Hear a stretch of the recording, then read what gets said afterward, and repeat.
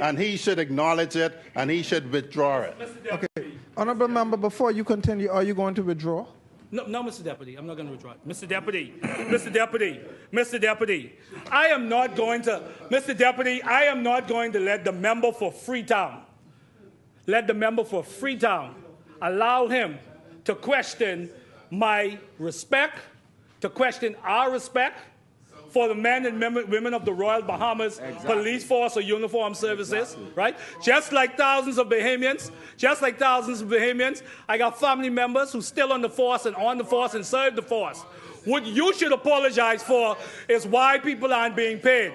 And what we are saying to you is that you should focus on making sure that the men and women of the uniformed branches get all of the equipment and everything that they need, and stop telling the police staff associate. Mr. Deputy, Mr. Deputy. Yeah.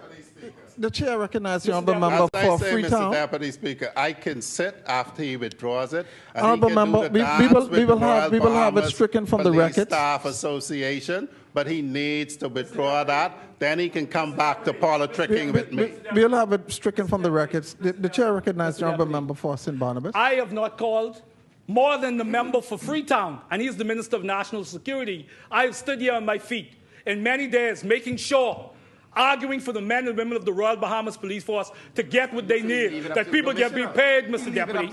All right, Mr. Deputy. That he don't interfere. What we are saying, Mr. Deputy, is provide what the members of the Royal Bahamas Police Force needs to do their jobs, Mr. Deputy. That's the point we're making. So he could try and do this, twist it all he wants. It ain't gonna work, Mr. Deputy. It ain't gonna work, Mr. Deputy, because I don't discount the men and women of the Royal Bahamas Police Force through the Police Staff Association, Mr. Deputy. Mr.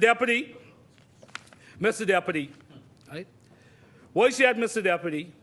As we know, we've heard about the indictments, Mr. Deputy, and persons those charged with protecting us that have been tainted, Mr. Deputy.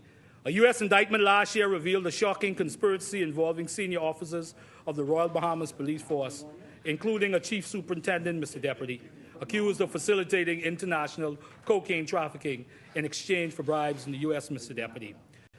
Mr. Deputy, this scandal, Mr. Deputy, stimulated changes on the Royal Bahamas Police Force.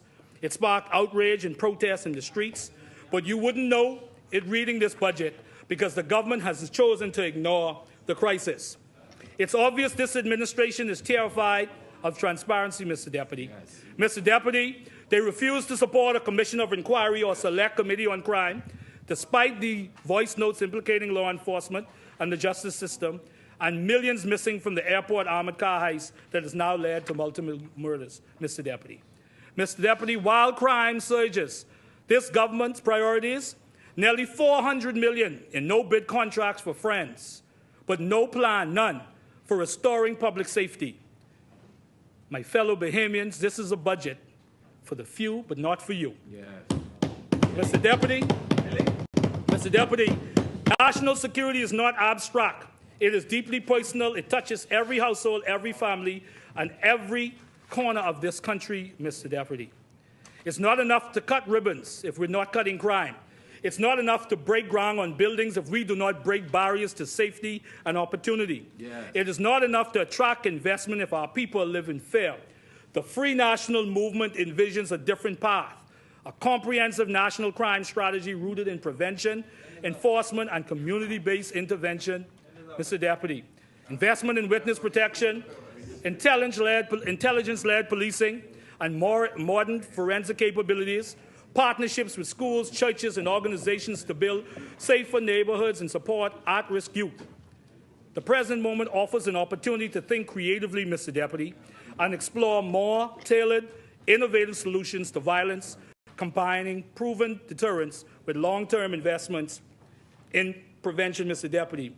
We can't build a nation on broken trust, Mr. Deputy. Mr. Deputy, we can't uplift communities if they are buried in fear.